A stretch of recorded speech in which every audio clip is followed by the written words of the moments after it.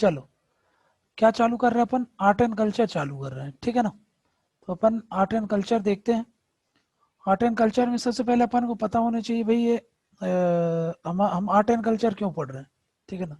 हम ये art and culture पढ़ क्यों रहे हैं, पहले ये देखना है। आर्ट एंड कल्चर, ठीक। क्योंकि देखो यूपीएससी में अगर आप सिलेबस में देखोगे तो उसमें एंशियंट और मेडिवल से सबसे ज्यादा जो क्वेश्चन आते हैं वो आपके आर्ट एंड कल्चर से आते हैं, ठीक है ना। आर्ट एंड कल्चर से आते हैं मतलब क्या है कि आर्ट एंड कल्चर पर यूपीएससी फोकस करती है ना।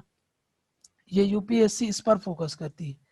तो हमको क्या करना पड़ेगा, जब ये इस पर फोकस कर रही है तो हमको भी किस पर फोकस करना पड़ेगा, तो हम लोगों को भी यही फोकस करना पड़ेगा कि भाई हम हमारा एक ऐसा अप्रोच हो जाए जिससे रिलेटेड जो भी यूपीएससी डिमांड कर रही है उतना हम अटेम्प्ट कर पाए।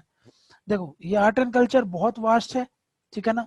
ये वास्ट है, क्यों वास्ट है ये, क्योंकि ये आर्ट एंड कल्चर आपका ancient plus medieval, ancient medieval और मॉडर्न दोनों तीनों को कवर करता है ना, और मॉडर्न ये सब को कवर करता है, ठीक। तो ये सब को कवर कर रहा है इसलिए थोड़ा सा ये काफी ज्यादा हो जाता है, ठीक है। पढ़ने को बहुत कुछ है, आपको क्या करना पड़ेगा, और देखो ऐसा है कि भाई आप सारा एनर्जी इसी में लगा दोगे तो फिर बाकी सब्जेक्ट पर फोकस नहीं कर पाओगे। तो आपको क्या करना है, आपको थोड़ा सा देखना है, स्मार्ट वर्क करना है। Smart work in a sense मतलब, अब जैसे आप बुक उठाओगे नितिन सिंघानिया, तो नितिन सिंघानिया की जो बुक है वो आप उसका अगर आप पेजेस देखोगे तो बहुत ज्यादा है। वो अपने आप एक लक्ष्मीकांत के बराबर जितनी मोटी है ना, उससे थोड़ा सा कम होगी, बट फिर भी बहुत ज्यादा है क्योंकि पेजेस उसके पतले रहते हैं तो वो बहुत ज्यादा हो जाती है। तो आपको क्या करना है कि भाई आप थोड़ा सा, एक एनसीईआरटी आती है फाइन आर्ट, है ना, फाइन आर्ट, वो एनसीईआरटी पढ़ना है आपको। और ये जो नितिन सिंघानिया है, नितिन सिंघानिया का एक हैंड रिटन आता है, ठीक है ना। उसका हैंड रिटन वाला एक नोट्स आता है, हैंड रिटन वाला। वो ज्यादा पेजेस के नहीं है, वो लगभग मान लो कि भाई आपका 150 पेजेस के आसपास होगा पूरा, ठीक है ना, और उससे भी कम ही है। तो इतना अगर करोगे आप तो उसमें कोई दिक्कत नहीं जाएगी आप, ठीक है। तो ये हैंड रिटन वाला आप कर लो, और ये फाइन आर्ट आती है एनसीईआरटी, ये कर लो, ठीक है ना। और उसके साथ साथ आप जो मंथली पढ़ोगे ही, है ना, मंथली आपको करंट अफेयर्स पढ़ना ही है। जो जैसे कि आप विजन पढ़ रहे हो या आप इनसाइट्स पढ़ रहे हो, ठीक है ना, यहाँ से आपको मंथली में अच्छा खासा मटेरियल मिल जाएगा, ठीक है ना, आर्ट एंड कल्चर का। तो उसमें ये लोग आर्ट एंड कल्चर का एक सेक्शन डालते हैं, तो वहां से आप देखोगे तो वहां से आपको काफी कुछ मिल जाएगा। तो उसमें ज्यादा लोड लेने का जरूरत नहीं है।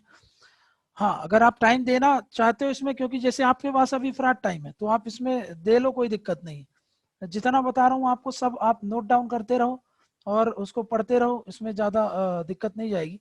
बट हाँ एनीवेज आपको थोड़ा बहुत तो ये इसमें मेहनत तो करनी पड़ेगी, क्योंकि आर्ट एंड कल्चर बहुत ज्यादा पूछती है यूपीएससी, ठीक है ना। सबसे ज्यादा इसका फोकस रहता है आर्ट एंड कल्चर पर, एंशियंट और मेडिवल्स, ठीक है ना। तो ये बात थोड़ा सा दिमाग में रखना, आर्ट एंड कल्चर से रिलेटेड, ठीक है। तो अब थोड़ा सा समझेंगे अपन कि भाई ये आर्ट क्या है, ठीक है ना, और ये कल्चर क्या है, और कैसे ये डिफरेंस होता है इनसे, थोड़ा सा इनका मतलब समझ लेते हैं, ठीक है।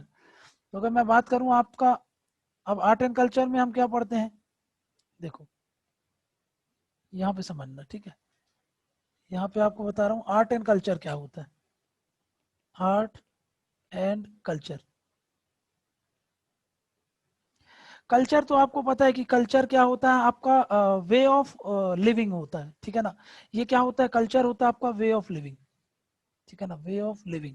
आपके रहने का जो तरीका होता है ना, किस परिस्थितियों में आप रह रहे हो, है ना, क्या वहाँ का सोसाइटी कैसे एग्जिस्ट करती है, कैसे एक दूसरे में इंटरपर्सनल रिलेशनशिप है, कैसे मैन एनवायरनमेंट का रिलेशनशिप है, ये सब क्या होता है, कल्चर होता है ना। कल्चर में हम क्या देखते हैं, यहाँ पे मैन एंड एनवायरनमेंट का रिलेशनशिप देखते हैं कि कैसा रिलेशन है। मैन एंड मैन का रिलेशनशिप देखते हैं। मैन एंड मैन का रिलेशनशिप मतलब यहाँ पर ये मैन वर्ड में जो यूज कर रहा हूँ ये सबके लिए यूज कर रहा हूँ, मतलब मेल भी फीमेल भी, ठीक है ना। तो मैन मतलब इनके बीच का जो इंटरपर्सनल स्किल होता है ना, इंटरपर्सनल रिलेशनशिप जो होते हैं, इंटरपर्सनल रिलेशनशिप, तो इसको हम क्या बोल देते हैं, रिलेशनशिप। तो इसको हम क्या बोल देते हैं, ये हमारा कल्चर होता है। मतलब कल्चर में हम ये देखते हैं कि एग्जिस्टेंस ऑफ सोसाइटी कैसा होता है ना, एग्जिस्टेंस ऑफ सोसाइटी, जिसमें हम क्या देखते हैं, वे ऑफ लिविंग, है ना, वे ऑफ लिविंग हमारा कैसा है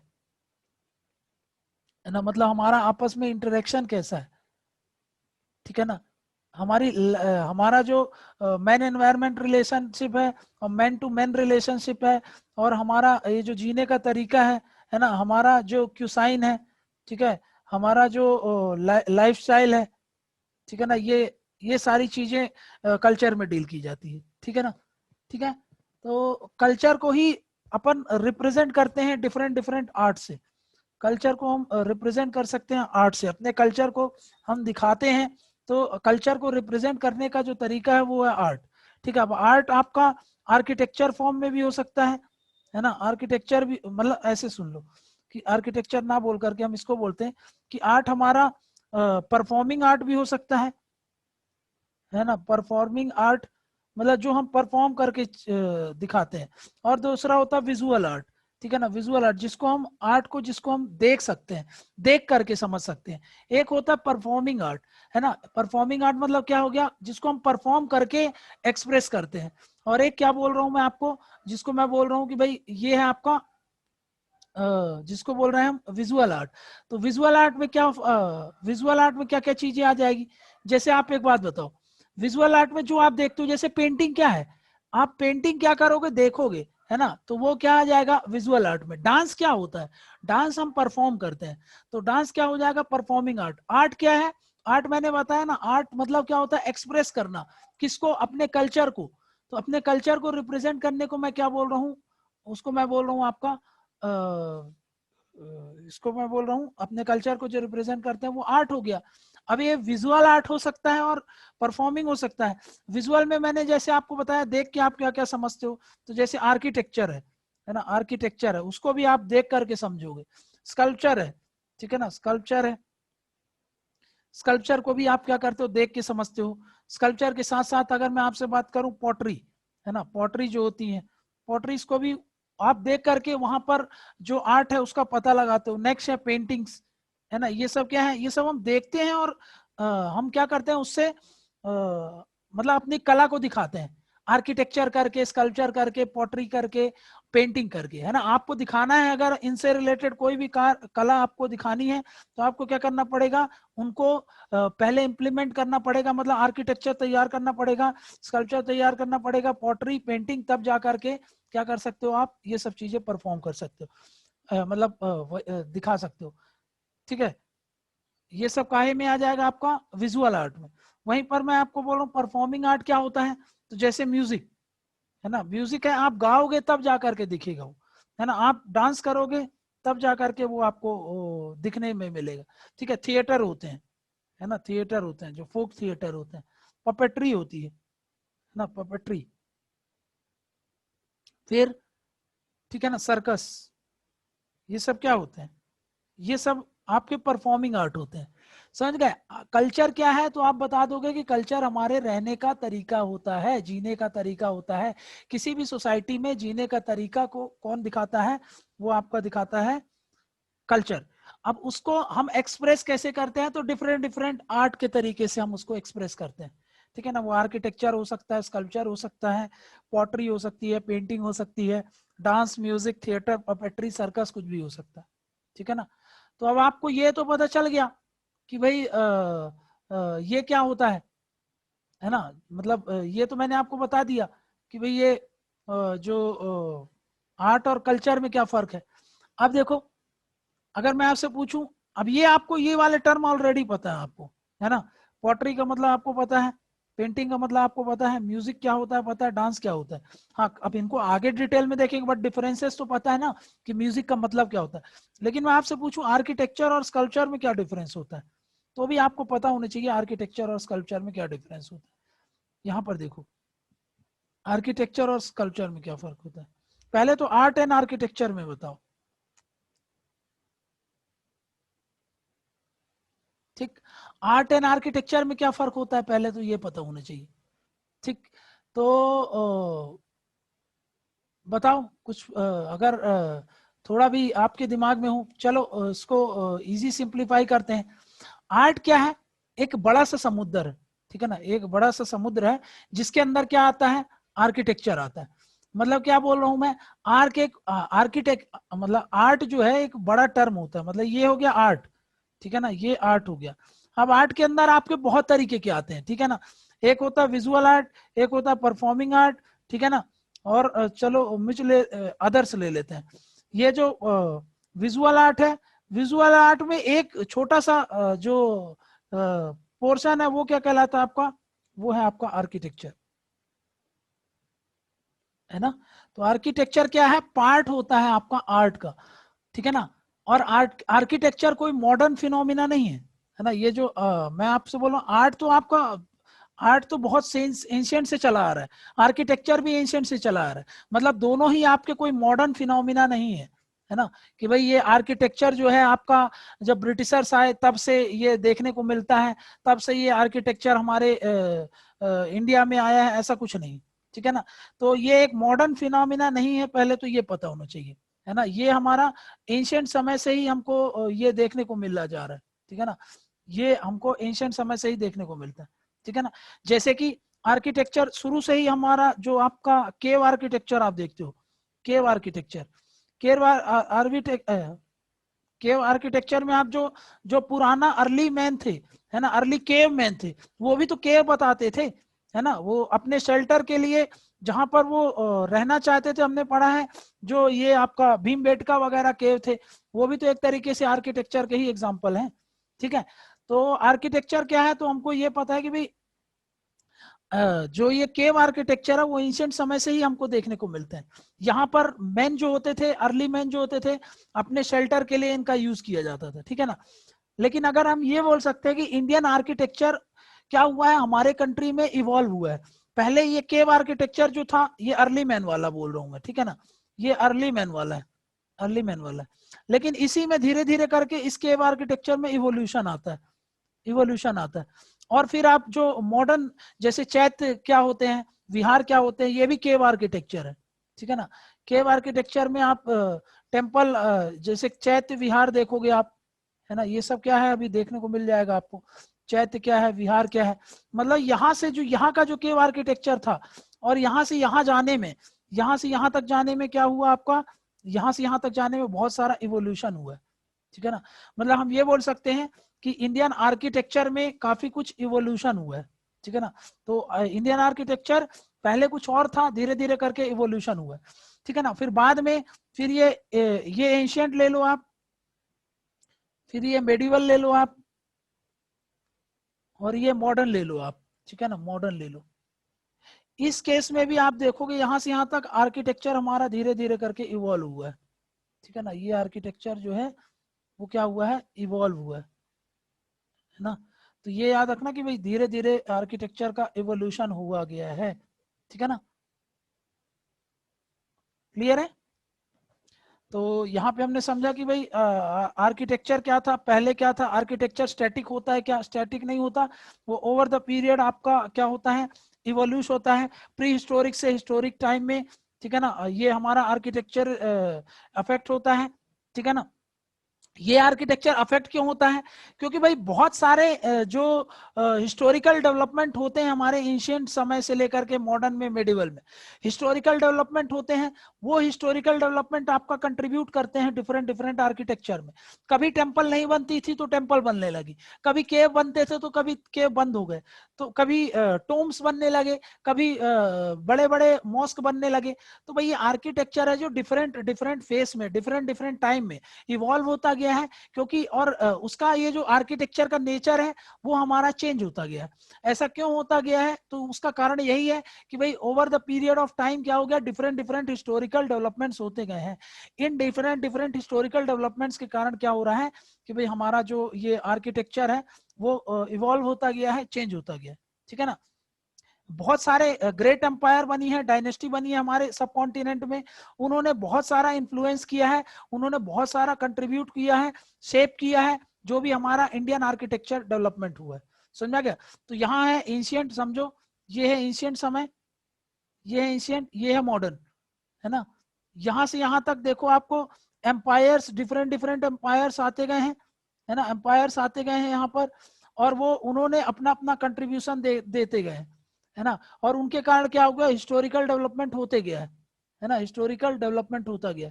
तो ये सारे चीजों ने, कंट्रीब्यूशन ने अपने आर्किटेक्चर को क्या करा गया, मॉडिफाई करते गए और उसको चेंज करते गए। हर एम्पायर में आपको अलग अलग आर्किटेक्चर देखने को मिलते हैं। कुछ टेम्पल्स पर ज्यादा फोकस करते हैं, तो कुछ स्तूप पर फोकस करेंगे, तो कुछ केव आर्किटेक्चर पर फोकस करेंगे। लेकिन यार आर्किटेक्चर पर फोकस होता गया है और इवोल्यूशन होता गया है, डिफरेंट डिफरेंट चीजें जो है वो आपकी बनती गई हैं। ये बात आपको मोटा मोटा आपके दिमाग में होना चाहिए। मतलब डिफरेंट डिफरेंट डायनेस्टीज आती गई हैं, डिफरेंट डिफरेंट एम्पायर्स आते गए हैं। मतलब ये सब क्या हो रहा है, ये सब हिस्टोरिकल डेवलपमेंट हो रहा है। तो इन हिस्टोरिकल डेवलपमेंट के कारण क्या हो रहा है, इन हिस्टोरिकल डेवलपमेंट के कारण जो है हमारा जो ये आर्किटेक्चर है उसमें डेवलपमेंट होते गया है। ये बात आप थोड़ा सा दिमाग में बसा लो, ठीक है ना। तो अब आर्किटेक्चर और स्कल्पचर में डिफरेंस क्या होता है ये समझ लेते हैं, है ना। एक है आर्किटेक्चर और एक है स्कल्पचर।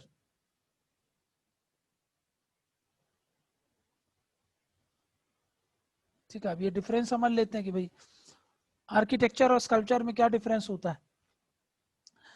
तो अगर मैं बात करूं आपसे आर्किटेक्चर में और स्कल्पचर में, तो आपको ये समझना है आर्किटेक्चर का मतलब क्या होता है ना। पहले तो ये समझो, तब जाकर के अपन डिफरेंस करेंगे। आर्किटेक्चर का मतलब ये होता है कि हम क्या करते हैं जब डिजाइन करते हैं, ठीक है, एक सेकेंड।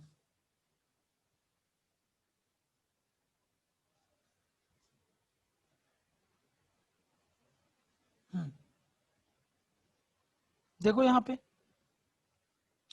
मैं क्या बोल रहा हूँ, आर्किटेक्चर और स्कल्पचर में क्या फर्क होता है। तो मैं आपसे क्या बोल रहा हूँ, जब मैं क्या कर रहा हूँ आर्किटेक्चर में क्या होता है, ये लो,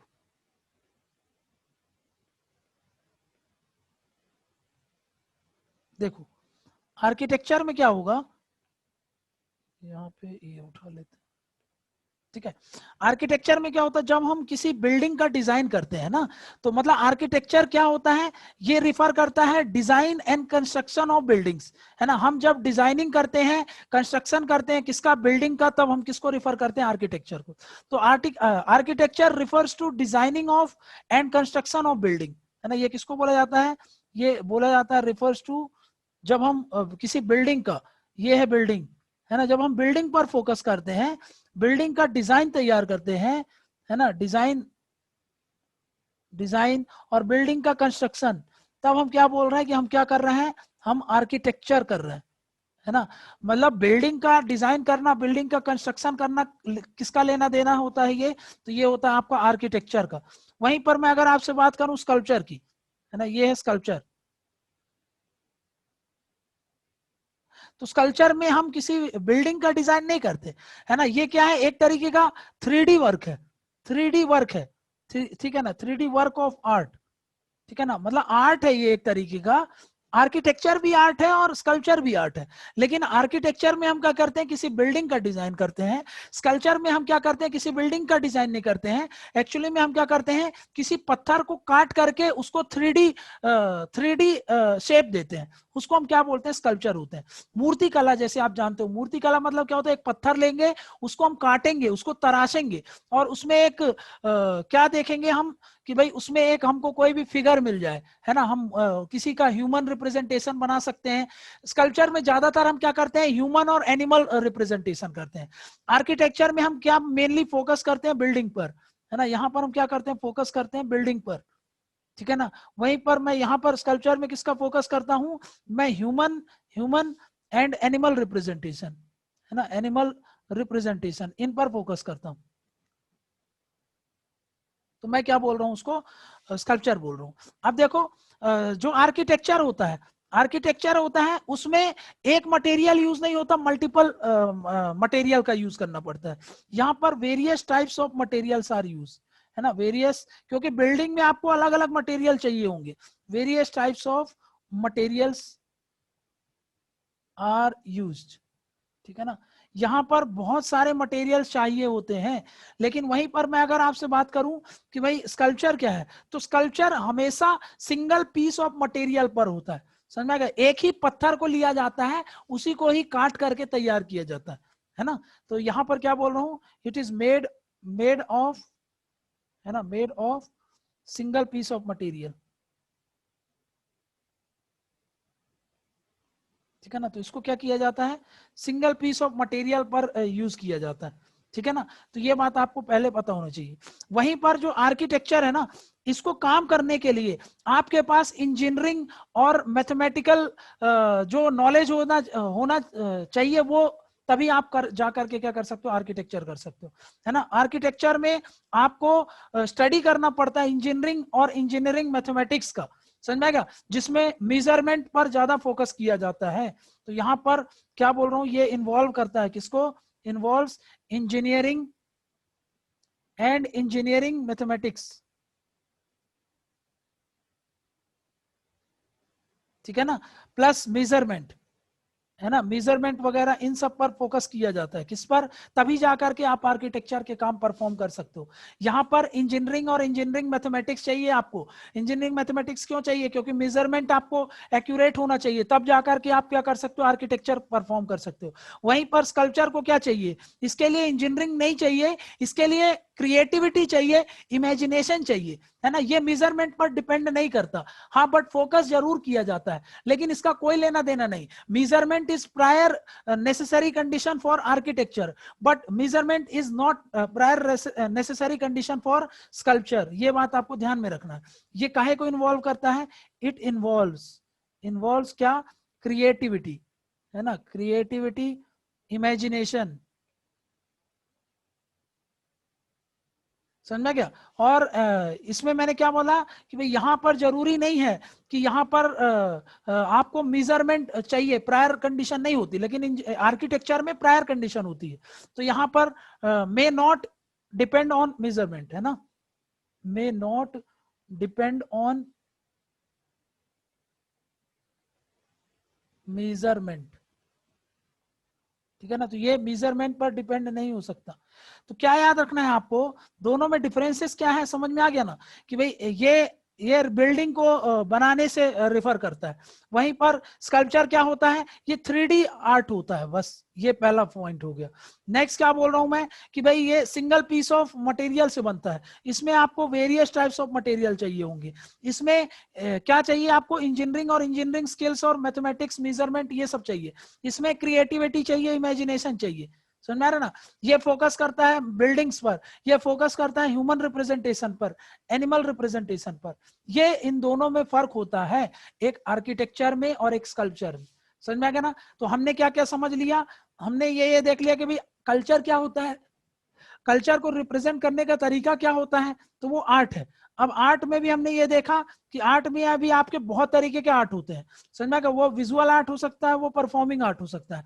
फिर हमने देखा विजुअल आर्ट में भी देखा कि भाई आर्किटेक्चर क्या है और स्कल्पचर क्या है, इन दोनों में डिफरेंस क्या होता है ये समझा, आर्ट और आर्किटेक्चर में क्या डिफरेंस होता है ये भी समझा, समझ में क्या? तो ये मोटा मोटा हमने क्या देख लिया कि भाई जो ये आपका आर्ट एंड आर्किटेक्चर और इनमें जो भी डिफरेंसेस थे वो हमने समझ लिया, ठीक है? तो ये मैंने आपको डिफरेंसेस बता दिए। अब थोड़ा सा देखेंगे हम कि भाई ये आर्किटेक्चर इंडिया में हमको पढ़ना क्या क्या रहता है आर्किटेक्चर में, स्कल्पचर वगैरह तो हम पढ़ेंगे ही, मतलब, लेकिन अभी हम आर्किटेक्चर में देख ले कि आर्किटेक्चर में हमको क्या क्या पढ़ना है ना, आर्किटेक्चर में। तो उसका मैं आपको एक बार मोटा मोटा समझा दे रहा हूँ, ठीक है? अब यहाँ पे एक बार समझो, मैंने आपको क्या बताया, इंडियन आर्किटेक्चर को हमने 3 पार्ट में डिवाइड करके रखा है, ठीक है ना? इंडियन आर्किटेक्चर को कितने पार्ट में डिवाइड किया है, 3 पार्ट में डिवाइड किया है। ये देखो, ये है आपका आर्किटेक्चर, ठीक है, ये आर्किटेक्चर है, इसको हमने 3 पार्ट में डिवाइड कर लिया। एक हो गया एंशियंट, एक हो गया मेडिवल, और एक हो गया आपका मॉडर्न, ठीक है? एंशियंट में आपको आर्किटेक्चर में क्या क्या पढ़ना है, तो भाई याद करो, हड़प्पन सिविलाइजेशन में हमने पढ़ा था कि हड़प्पन समय में जो हड़प्पन आर्ट है उसको देख लेंगे, समझा? मौर्य के समय में देखना है, मौर्य के समय में देखना है। नेक्स्ट क्या है, पोस्ट मौर्य के समय में क्या डेवलपमेंट होता है, पोस्ट मौर्य। तो यहाँ पर आपको फोकस करना है मेनली, यहाँ पर आपको जो टाउन प्लानिंग है ना उस पर फोकस करना है, ठीक है ना। यहाँ पर आपको टाउन प्लानिंग, क्योंकि आर्किटेक्चर के पॉइंट ऑफ व्यू से वही सबसे इंपॉर्टेंट था। वहीं पर मौर्य के समय में क्या आर्किटेक्चर हुआ था, तो केव आर्किटेक्चर चालू हो गया था। केव के साथ साथ जो स्तूपा है ना, स्तूपा है वो ज्यादा फोकस करना है आप। पोस्ट मौर्य के समय यहाँ पर आर्किटेक्चर तो ज्यादा इंपॉर्टेंट नहीं हो जाता है, लेकिन हाँ केव आर्किटेक्चर थोड़ा सा इंपॉर्टेंट है ना। केव आर्किटेक्चर आपको पढ़ना है, और उसके साथ साथ केव आर्किटेक्चर के साथ साथ आपको स्कल्पचर बहुत इंपॉर्टेंट हो जाता है ना। तो वो सेपरेट हेडिंग में जाएगा आपका स्कल्पचर, वहां पर इस पर फोकस करना है। गुप्ता के पीरियड में क्या पढ़ना है आपको, पोस्ट मौर्य में, मतलब यहीं पर देख लो गुप्ता का पीरियड आएगा। गुप्ता के पीरियड में आपको वही चीजें पढ़नी है, टेम्पल आर्किटेक्चर ये सब, ठीक है ना।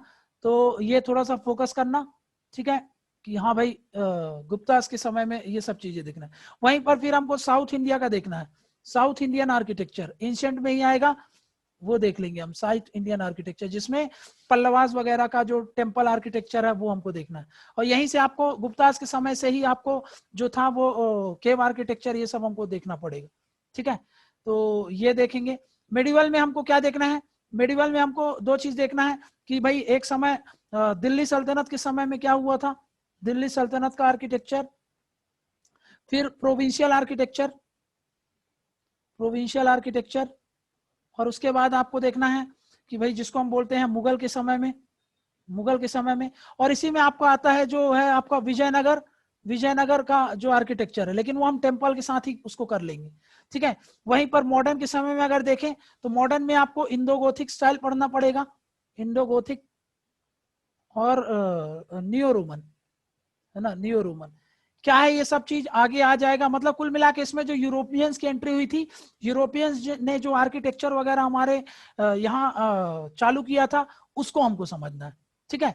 तो यहाँ पर जो था हमारा कि भाई ये जो था अपना क्या कि आर्किटेक्चर को कैसे पढ़ना है, एक ओवरव्यू दे दिया।